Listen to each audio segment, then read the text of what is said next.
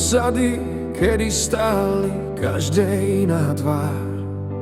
Podľa rieky delil ich Boh, či svetský pán. Trichotáre ovité kolstuhy belavej, príbehy tu zurčiace sú zapísané v nej. Sadnime si pod kríž, drahé telo Kristove, veky vekov ležia tu kosti a kurové. Statok, dub či hlucháň, to sú znaky dávnych dní. V jednom štíte prepojené v príbeh víťazný. Tri prúty tvoria jeden kmeň,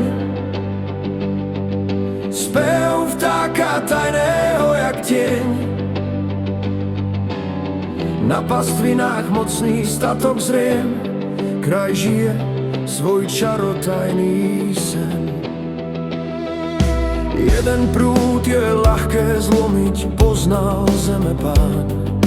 Tri prúdy však odolajú pekelníkov hrám. Pohľaďme na čierne hrudy, polia dedové. Tu od vekov ľud si žije v tichej pokore. Mosty ľudí spájajú sa, veky vekov vie. Kde bol kedy zbrod si dnes už nik nespomenie. Traja bratia na doline, hlasne hromové. Do široka, do ďaleka, jak chór v kostole. Tri prúdy tvoria jeden kmeň, spev vtáka tajného jak tieň. Na pastvinách mocný statok zriem, kraj žije svoj čarotajný sen.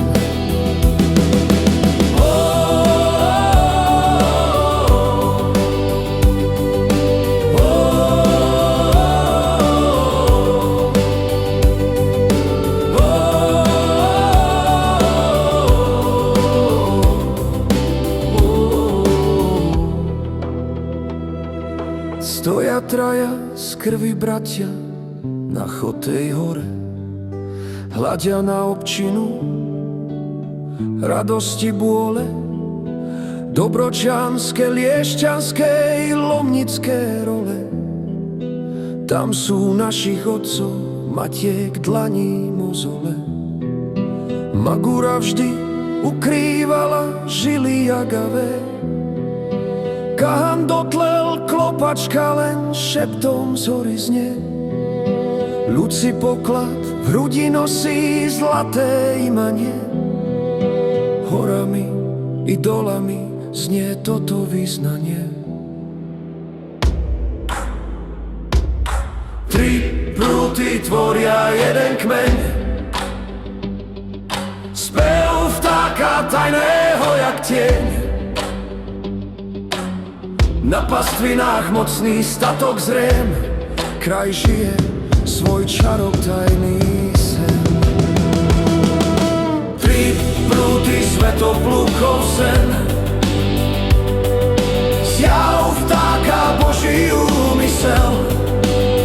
Kraj chráni okolitých mocných stromov tieň, ľud žije si svoj čarotajný sen.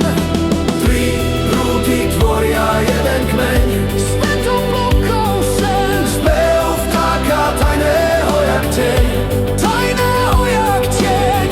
Na pastvinách mocný statok zrie,